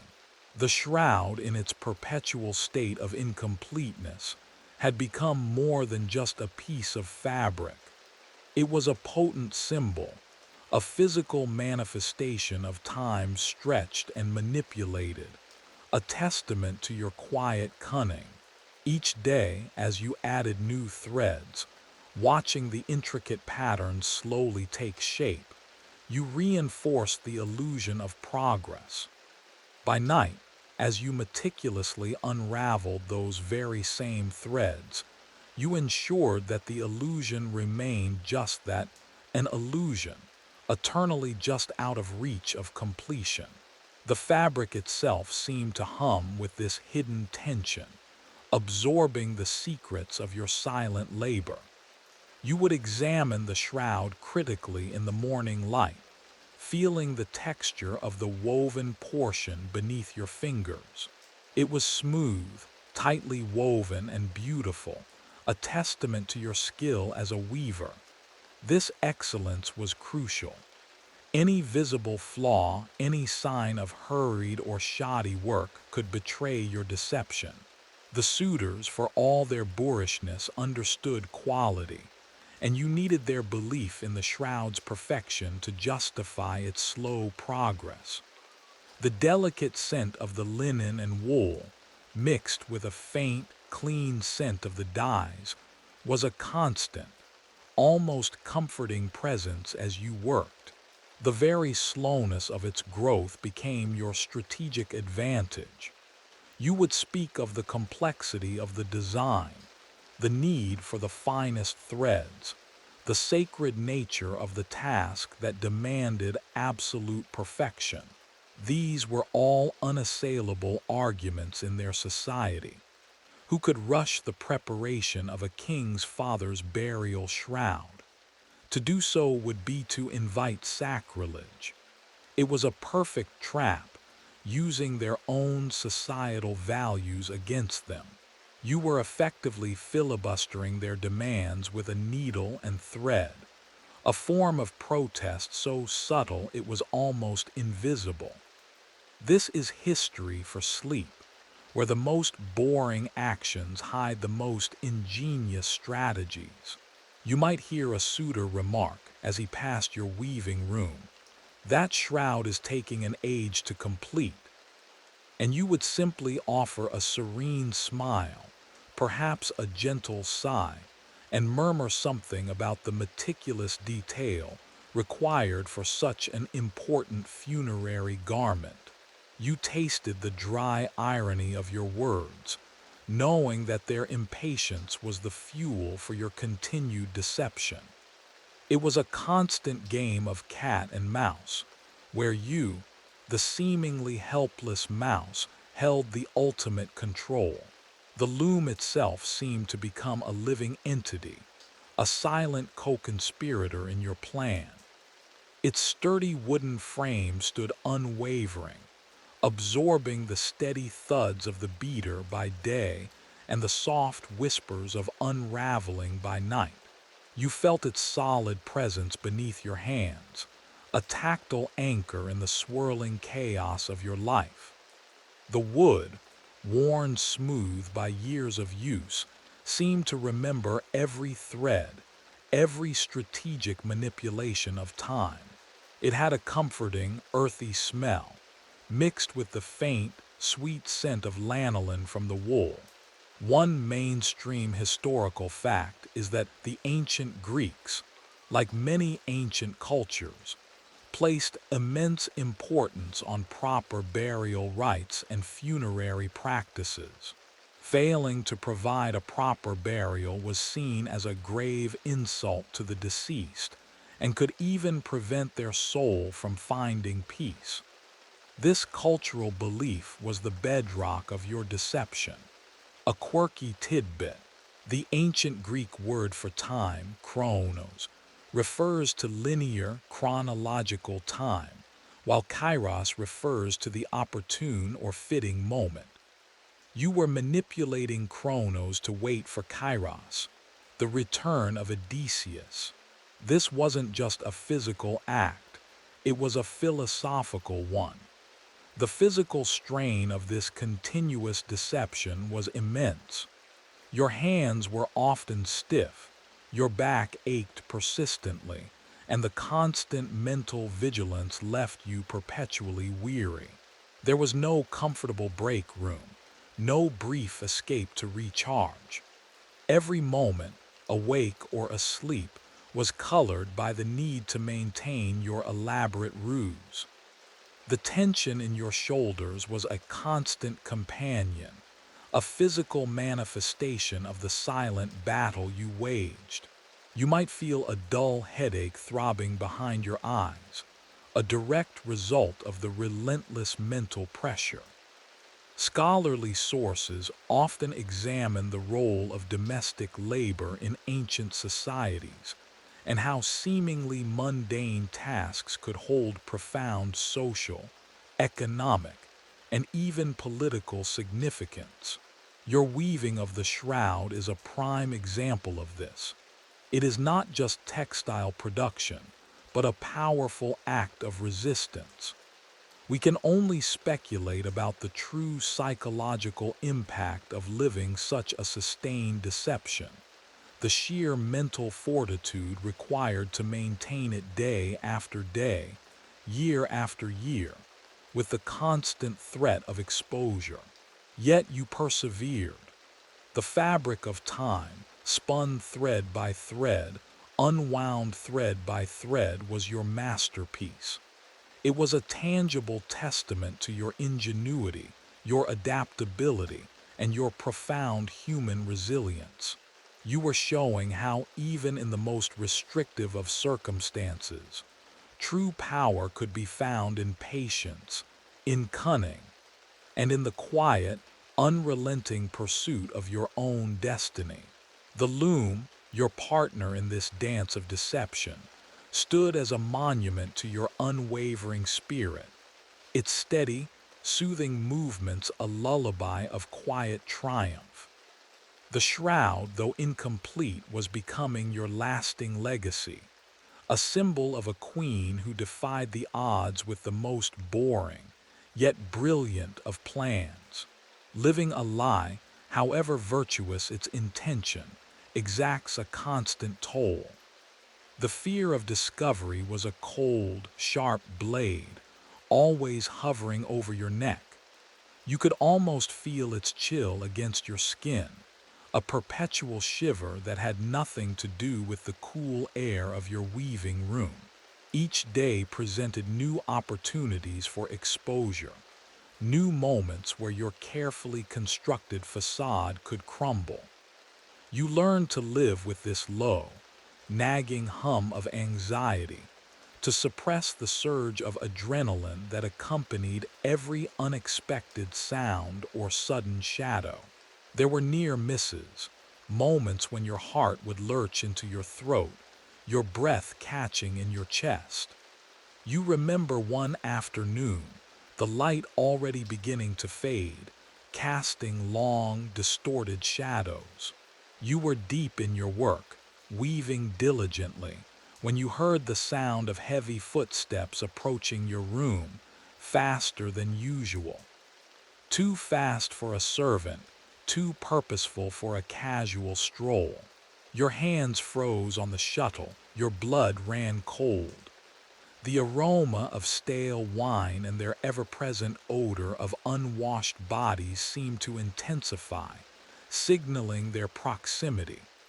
It was Antinous, one of the most arrogant and cunning of the suitors. He stood in your doorway, his large frame filling the opening, blocking out the light. He had a sly, knowing look in his eyes, a half-smile that sent a chill down your spine. "My queen," he said, his voice smooth, almost purring, "you work late. Such dedication to a funeral shroud is truly admirable." He stepped closer, his footsteps surprisingly light for such a large man, and peered at the loom. You held your breath, willing your face to remain impassive, your hands to stay steady. You could taste the metallic tang of fear at the back of your throat.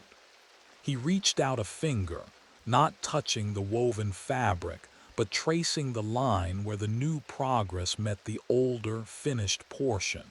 His finger hovered, tantalizingly close to the subtle line where your unraveling often began. You imagined his rough, calloused finger snagging a loose thread, pulling, exposing everything. The air in the room felt thick, heavy with unspoken suspicion. You could almost hear your own heart hammering against your ribs. "It is truly a magnificent piece," he continued, "but it seems to grow so slowly." His eyes met yours, a challenge in their depths. You forced a soft, tired smile. "Such intricate work, my lord," you replied, keeping your voice low and calm, "cannot be rushed. Every thread must be perfectly placed, every pattern exact. It is for Laertes after all. His honor demands nothing less than perfection." You gestured vaguely to the complexity of the pattern. You could almost feel the coarse wool of the shroud against your skin, a physical anchor in the face of his probing. He grunted, unconvinced, but ultimately unable to argue with the logic of your words. He left, but his lingering presence, the faint scent of his arrogance, remained in the room, a chilling reminder of how close you had come. Another time, a young maid, perhaps bored or simply curious, lingered by your door one night, after you believed everyone was asleep. You had begun your secret unraveling, the soft shh of the threads, a barely audible sound in the quiet palace. You were so absorbed, so focused on the delicate task, that you didn't hear her approach until you sensed a subtle shift in the air, a faint, almost imperceptible sound of breathing nearby. You froze, your hand still, the partially unraveled thread caught between your fingers. You looked up slowly, and there she was, a slender shadow in the dim light of your oil lamp. Her eyes, wide and startled, met yours. For a long, terrifying moment, neither of you spoke. You could feel the blood drain from your face, leaving your skin cold and clammy. You felt the raw, dry taste of terror on your tongue. Then she averted her gaze, her face flushing, and quickly mumbled, "Forgive me, my queen. I was merely fetching water." She turned and scurried away, her footsteps retreating rapidly into the darkness. You released the breath you hadn't realized you were holding, your muscles aching with the sudden tension. Had she seen? Had she understood? You could only hope her fear of you, or the suitors, was greater than her curiosity or her desire for favor. Mainstream historical understanding suggests that vigilance and discretion were paramount for women in high-status positions, especially when navigating complex household politics. A quirky tidbit: the ancient Greeks sometimes used dream interpretation as a form of prognostication. You, no doubt, had many anxious dreams, perhaps of unraveling your secrets or of being discovered in the dead of night. Scholarly discussions often explore the psychological burden of living a life of deception, particularly when the stakes are so high. The constant vigilance, the need to control every expression, every word, every gesture, this would have been an immense mental strain. We can only speculate about the true inner strength required to maintain such an elaborate ruse for so long without breaking. These near misses reinforced the constant danger you faced. Each one tightened the knot of anxiety in your stomach, but also hardened your resolve. They taught you to be more careful, more perceptive, more attuned to the subtle shifts in the atmosphere around you. Despite the fear, despite the ever-present threat of exposure, you continued. Your human resilience shone through in these harrowing moments. Your ability to think quickly, to maintain composure under extreme pressure, and to keep your secrets safe.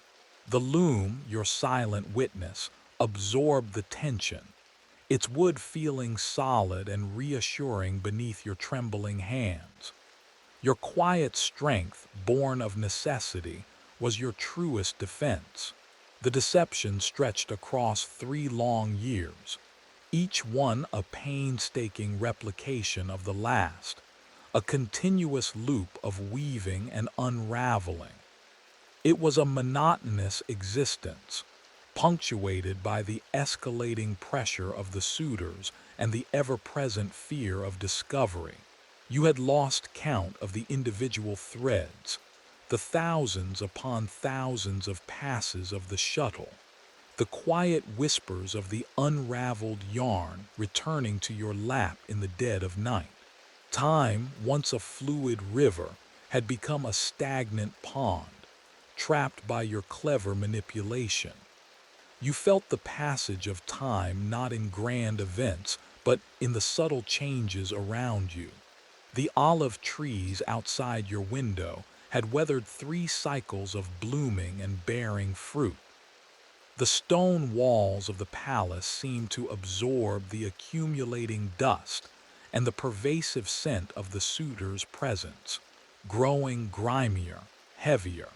Your loyal servants, too, showed the strain, their hair grayer, their faces more deeply lined, their movements perhaps a little slower, a little more weary.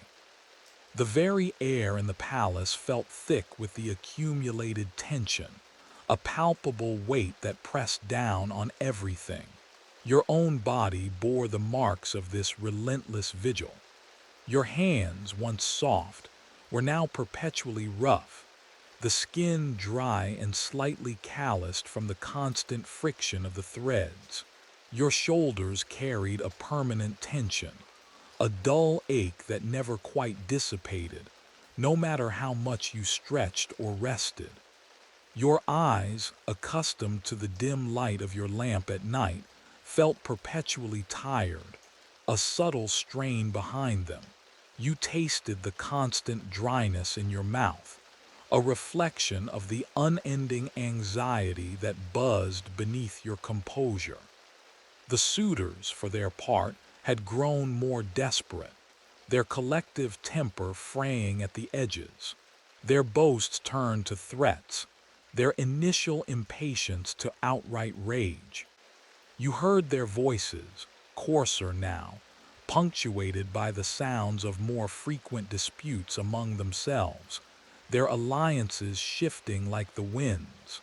The sounds of breaking pottery and furniture, once occasional, became more common, signifying the breakdown of any remaining decorum. The aroma of stale wine and their unwashed bodies hung heavier in the air, a suffocating presence throughout the palace. They were like a pack of starving wolves, circling, their hunger growing with each passing day. The boredom of it all was a subtle torment.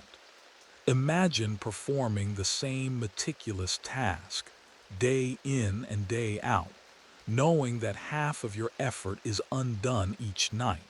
There's no novelty, no external stimulation, no new challenges beyond the constant vigilance. It was an exercise in extreme mental fortitude, a testament to your unwavering focus. You cultivated a form of meditative detachment, allowing your hands to work while your mind drifted, perhaps to memories of Odysseus, or to the imagined future where he returned. You also knew, deep down, that this deception could not last forever. 3 years was a remarkable feat, a testament to your cunning and resilience. But the suitors were growing suspicious. Their remarks about the shroud's slow progress were no longer mere impatience. They carried an edge of genuine doubt. You could feel their eyes on you more often, not just curious, but deeply scrutinizing, trying to catch a tell, a flaw, a moment of weakness. You needed a new strategy, another way to buy time, or perhaps a sign.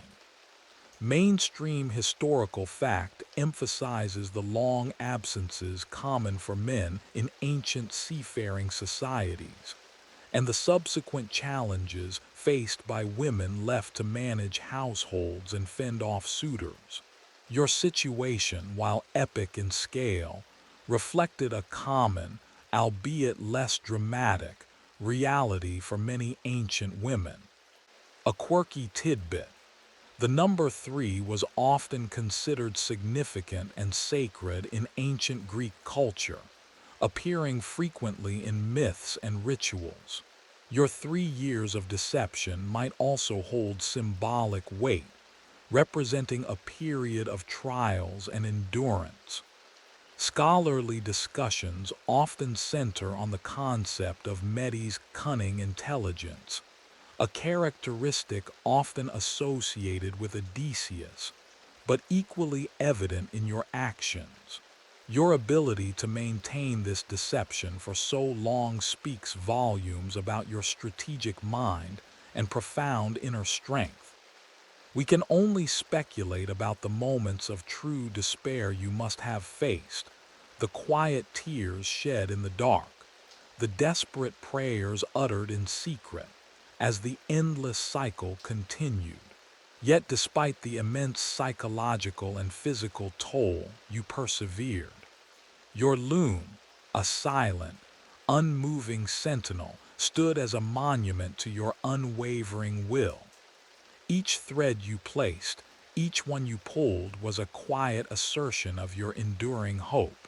You were not just weaving a shroud, you were weaving a lifeline, patiently holding the fabric of your family and your kingdom together, thread by thread, year by year. This quiet, boring heroism, often overshadowed by the clang of swords and the roar of battles, was the true crucible of your strength, a testament to the profound resilience of the human spirit. You were quite simply a queen who would not break. The loom itself, now aged and worn, stood as an enduring witness to your extraordinary deception. Its sturdy wooden frame, smooth in places from the friction of countless threads, rough in others from years of constant tension, seemed to hum with the collective memory of your quiet struggle. You could almost feel the weight of the years it had silently endured alongside you, absorbing your sighs of exhaustion, your whispers of hope, and the rhythmic pulse of your unwavering determination. The scent of dried wood and lanolin from the wool seemed to be permanently infused into its very timbers, a testament to its long service. You ran your hands over the finished portion of the shroud, feeling the exquisite texture of the fabric. It was a masterpiece of your craft, tightly woven, with a complex pattern that spoke of your immense skill. To the casual eye, it was a work of diligent, respectful mourning. To you, it was a living monument to time manipulated, a physical representation of your profound cunning. The fine linen felt cool and smooth against your fingertips, contrasting with the slightly coarser wool, a testament to the blend of materials you had so expertly employed. The passage of time had embedded itself into your very being. The constant focus, the precise movements, the perpetual vigilance, these had shaped you, honed your senses, and sharpened your resolve. You could distinguish the sound of every suitor's footstep, the inflection in their voices, the subtle shift in their moods. You were attuned to the slightest change in the palace atmosphere, always alert, always ready. This heightened awareness was a product of years of living on the knife edge of discovery. You could taste the salt from the sea, carried in on the breeze, and the ever-present dust of the ancient world that clung to everything. The monotony of the task, which could have crushed a lesser spirit, had instead become a source of strength. The repetitive actions of weaving and unweaving had created a meditative rhythm, a predictable cycle in an otherwise unpredictable world. It allowed your mind to find moments of quiet, to retreat into memories of Odysseus, or to dream of his return. This quiet, repetitive labor was your anchor, your sanity in the storm of chaos that raged around you. It was a tedious, boring, but ultimately powerful act of defiance. The daily sounds of the loom, the thwip of the shuttle, the thud of the beater, the soft of the unraveled threads at night were more than just sounds. They were the soundtrack of your quiet war. They were the constant reminders of your purpose, the tangible proof of your continued resistance. These mundane sounds, often overlooked in the grand narratives of heroism, were the very heart of your enduring story. They were the lullaby that lulled the suitors into a false sense of security, and the persistent whisper of your unwavering hope. You reflected on the sheer endurance required, not the endurance of a warrior on a battlefield, facing enemies with a sword, but the endurance of a woman, alone in her palace, facing 100 demanding men with nothing but her wits and a loom. It was a different kind of heroism, a quieter, more insidious strength. It was the ability to persist, day after day, year after year, without a visible victory, without any immediate reward, driven only by an unwavering faith and a profound sense of duty. This is the real boring history for sleep, revealing the quiet power of perseverance. Mainstream historical facts tell us that the concept of virtue in ancient Greece often encompassed domestic skill and patience for women. You, in your cunning, exemplified these virtues while subtly subverting them. A quirky tidbit: some interpretations of ancient Greek mythology suggest that the gods themselves might intervene in human affairs in subtle ways, perhaps even influencing the thread of life itself. In your case, it certainly felt like divine intervention was needed to sustain such a monumental deception. Scholarly debates continue to explore the nuances of female agency in ancient literature and history. Was Penelope a timeless archetype of the faithful wife, or a groundbreaking figure who used her intelligence to defy societal expectations? Your actions, the methodical, repetitive, utterly tenacious nature of your resistance, cement your place as a formidable strategist. We can only speculate about the moments of utter despair you must have faced, the times when hope felt like a distant, unreachable shore, and yet you held on. Your story, etched into the very threads of the shroud and into the worn wood of the loom, is a testament to human resilience. It speaks of the profound strength found in the mundane, the quiet power of patience, and the ingenuity born of necessity. You are not just a queen awaiting her king. You are a master of time, a weaver of fate, and a symbol of unwavering hope. The loom, your constant companion, stands ready for yet another day's weaving, another night's unraveling, its enduring presence a silent promise of your continued strength. This boring history, filled with the quiet sounds of domestic labor, speaks more loudly of the human spirit than any battle cry. Your story, woven into the very fabric of the shroud and echoed in the persistent hum of the loom, culminates not in a thunderous battle, but in the timeless lesson of resilience, patience, and the powerful strength found in the mundane. The monotonous rhythm of your days, the quiet acts of creation and destruction, had been your unwavering shield, your subtle weapon against overwhelming force.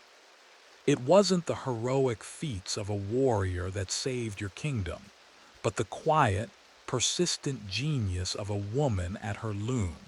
You are a testament to the fact that heroism doesn't always wear shining armor or wield a mighty sword.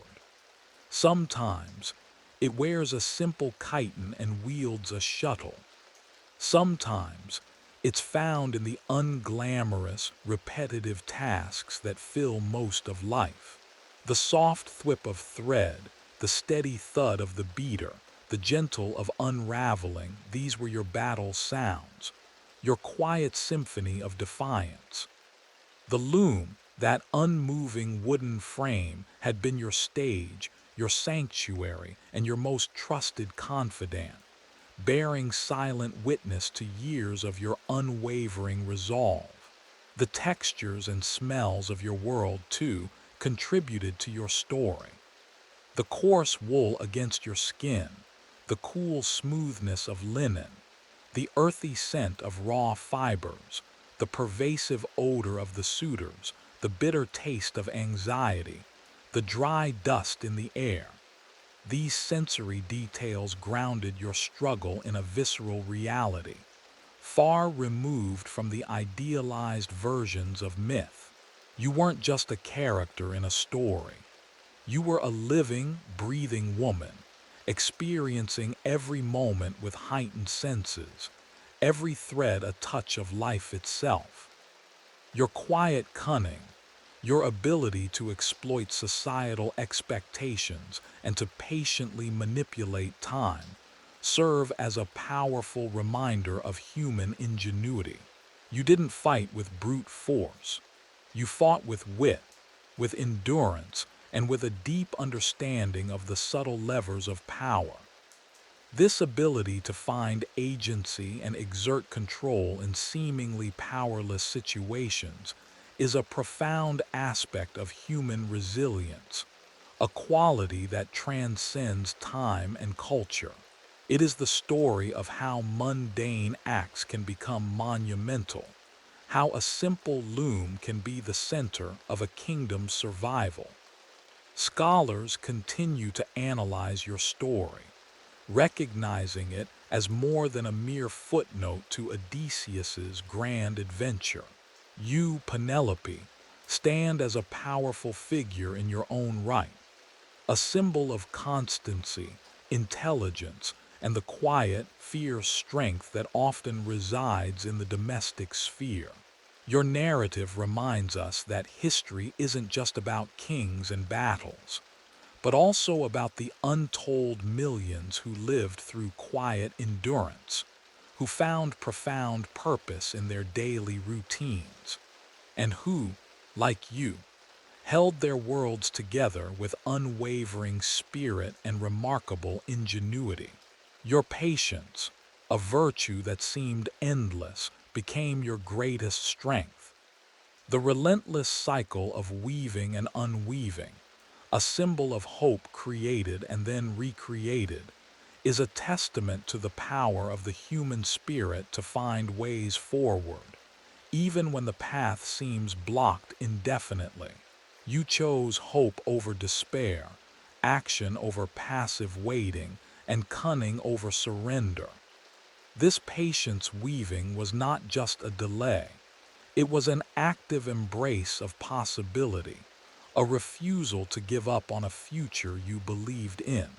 And now, as the quiet of the night deepens, let the lingering sounds of Penelope's loom fade into the stillness.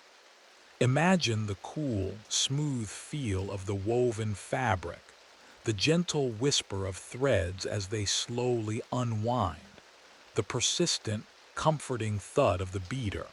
Let these ancient sounds, these echoes of a quiet, powerful past, lull you gently into slumber. As you drift away, remember the ingenious weaving of Penelope, her quiet strength and unwavering patience. Her struggle, though centuries removed, reminds us of the profound human capacity to endure, to adapt, and to find ingenious solutions even in the face of overwhelming challenges. You can almost feel the soft wool, smell the faint scent of earth and dye, and hear the rhythmic sounds of her silent determination. It makes you appreciate the quiet comforts of your own home, the warmth of your bed, the ease of your days, so different from the constant vigilance required in her world. Let the wisdom of her enduring spirit wash over you, a soothing balm for your busy mind. Close your eyes. Let the images of the loom, the threads, and the quiet, determined queen fade softly. Feel yourself sinking deeper into your pillow, your body relaxing, your breath growing steady and calm. The long wait is over and peace is here.